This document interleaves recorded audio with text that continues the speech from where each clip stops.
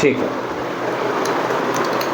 बहुत ही सिंपल तरीके से मैं शुरुआत करना चाहता हूँ। मैं चाहता हूँ कि आपको पूरा नंबर सिस्टम समझाओ। नंबर सिस्टम अगर एक बार आप समझ लेते हो तो ऑलमोस्ट पूरा मैथ्स आपके समझ में आ जाएगा।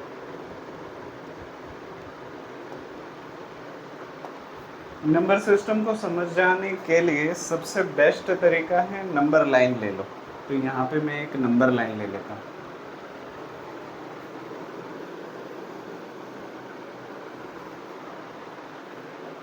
फिलहाल ये एक लाइन है, इसके ऊपर जब मैं नंबर डाल दूंगा तब जाके ये बन जाएगी नंबर लाइन। क्या बन जाएगी? Number line. तो नंबर लाइन के बीचों बीच में डाल देता हूँ जीरो। क्या डाल देता हूँ? जीरो। राइट साइड में मैं सारे पॉजिटिव नंबर्स डाल देता हूँ, जैसे कि यहाँ पे 1 2 3 4 5 एंड सो ऑन। अगर राइट साइड पे मैं चलता ही जाऊं तो आखिर पे मैं पॉजिटिव इन्फिनिटी पे पहुंच जाऊंगा। कहाँ पे पहुंच जाऊंगा? Positive infinity. उसी तरीके से लेफ्ट साइड पे भी अगर मैं कुछ नंबर्स डाल दूं तो यहाँ पे राइट साइड अगर पॉजिटिव है तो लेफ्ट साइड में ले लूंगा नेगेटिव।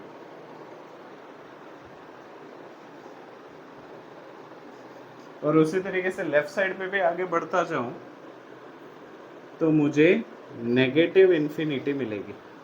अच्छा, इन्फिनिटी जैसी कोई चीज़ है ही नहीं। इन्फिनिटी कोई छोर नहीं है कि जहाँ पे पहुँचा जा सके। इन्फिनिटी मतलब एंडलेस। तो यहाँ पे एंड पे पहुँच ही नहीं सकते क्योंकि एंड है ही नहीं। और बड़े बड़े मैथमेटिशियन ऐसे बोलते थे कि नेगेटिव इन्फिनिटी और पॉजिटिव इन्फिनिटी दोनों एक ही है। सो ये नेगेटिव ना लिखो, सिर्फ इन्फिनिटी लिखो तो भी सही है। ठीक है, पर यहाँ पे क्यों मैंने नेगेटिव इंडिकेट किया? ताकि आपको पता चले कि लेफ्ट साइड का पार्ट है, वो राइट साइड का पार्ट। यहाँ तक चीज़ें क्लियर? ठीक है। अभी मान लो मैं क्रिश को इस नंबर लाइन के ऊपर यहाँ पे खड़ा कर देता हूँ।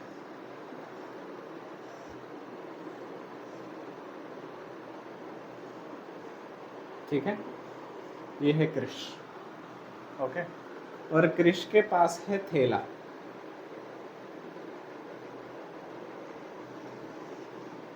ओके, अभी क्रिश क्या कर रहा है? यहाँ पे जितने भी नंबर पड़े हुए हैं उसको उठा उठा के इस थैले में भर रहा है।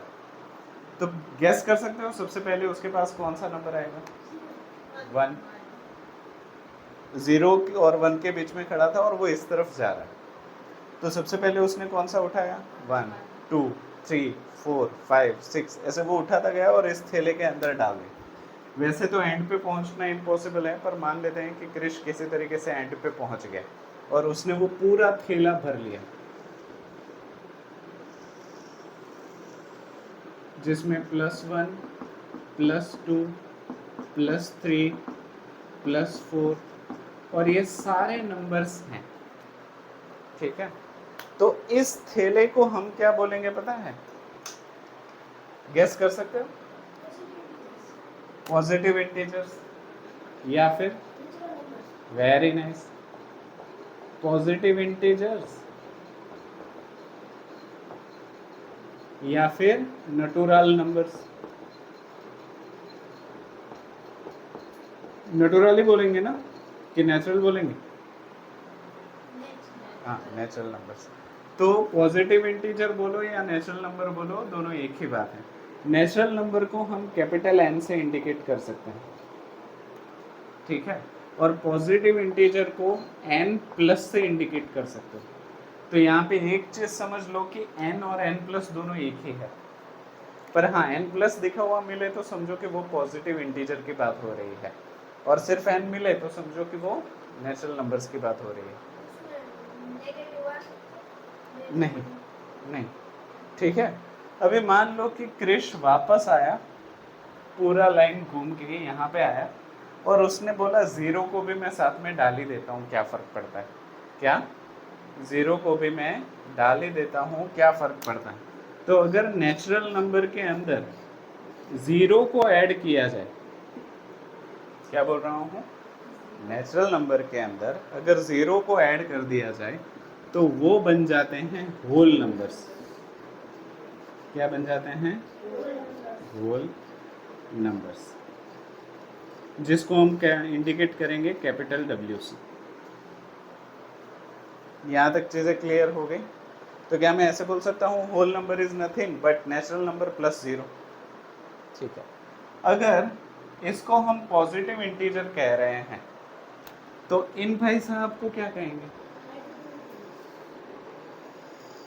क्या कहेंगे? Very nice, negative integers. अगर पॉजिटिव इंटीजर को n प्लस कह सकते हैं तो नेगेटिव इंटीजर को वेरी नाइस। अच्छा, अगर राइट साइड पे 0 के राइट साइड पे पॉजिटिव इंटीजर्स हैं, 0 के लेफ्ट साइड पे नेगेटिव इंटीजर्स हैं n माइनस, तो 0 को क्या कहेंगे? वेरी नाइस, इसको हम कहेंगे न्यूट्रल इंटीजर। सही है, NEUTRL, हाँ, न्यूट्रल इंटीजर। अगर पॉजिटिव को n प्लस से दिखाते हैं, नेगेटिव को n माइनस से दिखाते हैं, तो न्यूट्रल को हम दिखाएंगे n जीरोस, n नॉट। क्या बोलेंगे? n not. तो ये हो गया हमारा न्यूट्रल इंटीजर। अगर इन सारे नंबर्स को उठा भी लूँ नंबर लाइन से, सब कुछ उठा लिया, तो क्या नंबर लाइन खाली हो जाएगी? नहीं, तब भी नंबर लाइन खाली नहीं होगी, उसमें कुछ और नंबर्स पड़े हुए होंगे। वो कौन से हैं वो भी यहाँ पे आपको बताता हूँ। फिलहाल इतना लिख लो।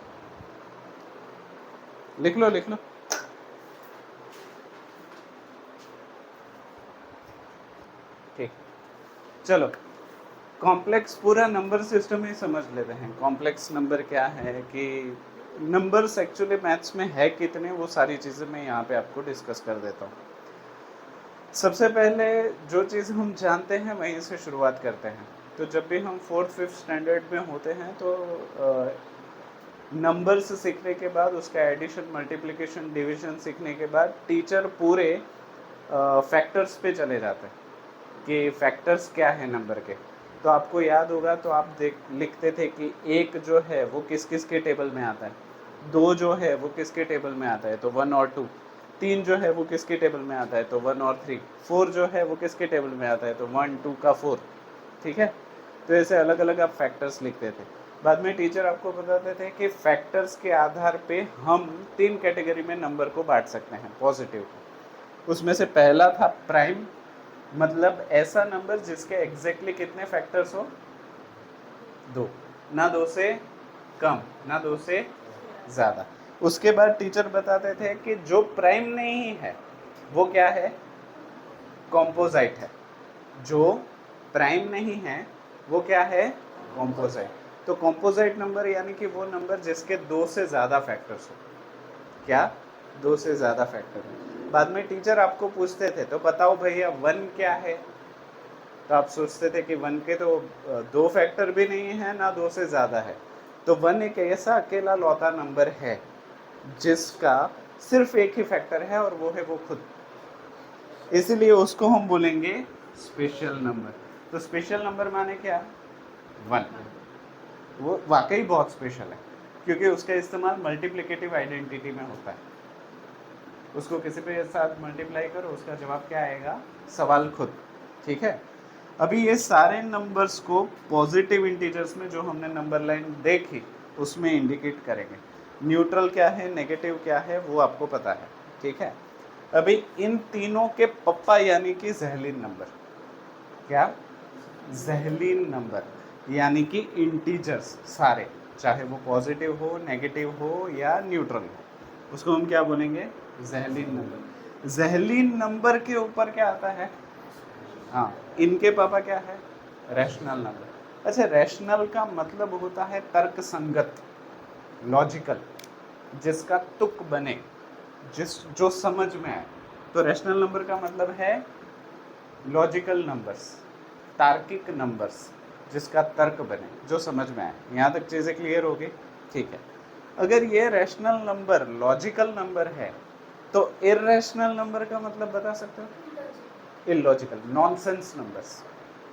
इसके एग्जांपल्स तुम लोगों को काफ़ी पॉपुलर है, याद है इर्रेशनल नंबर के एग्जांपल्स?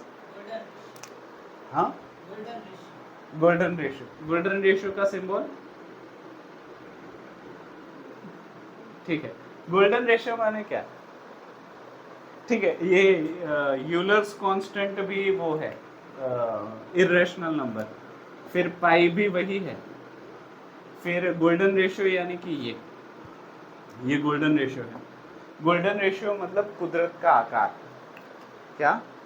गोल्डन रेशियो यानी कि कुदरत का आकार। शंख के ऊपर जो डिजाइन है वो गोल्डन रेशियो से जस्टिफाई कर सकते हो। स्नेल का जो वो कवच है उसको भी गोल्डन रेशियो से इंडिकेट कर सकते हो। ठीक है, तो जो कुदरती है उसके अंदर गोल्डन रेशियो इस्तेमाल होगा। तो ये सारे नंबर कैसे हैं? नॉनसेंस नंबर्स हैं। कैसे नंबर हैं? Irrational numbers. ठीक है। अच्छा, रैशनल और इररेशनल के पापा कौन है? Real numbers. मतलब दुनिया में जितने भी रियल है, जिसको तुम लिख सकते हो, जिसके ऊपर थियरीज कर सकते हो, वो कौन से नंबर हो गए? Real numbers. इसमें सारे नंबर्स आ गए। दूसरे केस पे आ जाते हैं इमेजिनरी नंबर्स। कैसे नंबर? इमेजिनरी, जो वास्तविकता में नहीं है, बस आपकी कल्पना में है। कभी ऐसे हुआ है कि सपने में कुछ देखा और वो सच हो गया? किसी के साथ हुआ है ऐसे? नहीं हुआ? या तो फिर ऐसा हुआ हो कि ये तो मेरे साथ कहीं पे हुआ है और ऐसा लगे कि ये मैंने सपने में भी सेम टू सेम देखा था। तो इन शॉर्ट, सपने में आप फ्यूचर देख रहे हो और फ्यूचर देखने के लिए मैथ्स लगता है, पर सपने में जो मैथ्स इस्तेमाल होता है उसमें रियल वाले नंबर्स तो होते नहीं। तो वो कौन से नंबर हैं? Imaginary numbers. अच्छा, तो फर्क क्या होता है पता है रियल नंबर और इमेजिनरी नंबर्स में? फॉर एग्जांपल, ये कैसा नंबर है? रियल। अगर इसके पीछे मैं स्मॉल आई लगा दूं ना, तो ये इमेजिनरी हो गया। समझ में आ गया? अभी तुम लोगों को फिर से दिमाग में आएगा कि ये स्मॉल आई है क्या। ये स्मॉल आई का मतलब होता है स्क्वायर रूट ऑफ -1। क्या? स्क्वायर रूट ऑफ -1, जो पॉसिबल ही नहीं है, इसलिए इसको इमेजिनरी कहते हैं। ठीक है, तो ऐसे भी बोल सकते हो कि I square is equals to -1, root को हटा दे तो। ठीक है, तो ये सारे इमेजिनरी नंबर्स हो गए। अभी मान लो कि आप में से कोई एक बहुत बड़ा गणित शास्त्री बन जाए, जिसके पास ये ताकत हो कि दिमाग में जो भी सपना आए उसको स्क्रीन पे दिखा सके। सोचो, आपके सर पे एक मशीन लगी हो जिससे स्क्रीन पे आपका सपना दिखे कि आप सपने में क्या कांड कर रहे हो। तो उसके लिए जो मशीनरी लगेगी ना, उसमें आएंगे कॉम्प्लेक्स नंबर्स। क्या आएंगे? कॉम्प्लेक्स नंबर, जिसमें रियल नंबर भी चाहिए होंगे और इमेजिनरी नंबर भी चाहिए होंगे। अगर ऐसा हो जाए तो बहुत बढ़िया है। क्लियर है? बहुत सारी मेंटल बीमारियों का इलाज हो सकता है।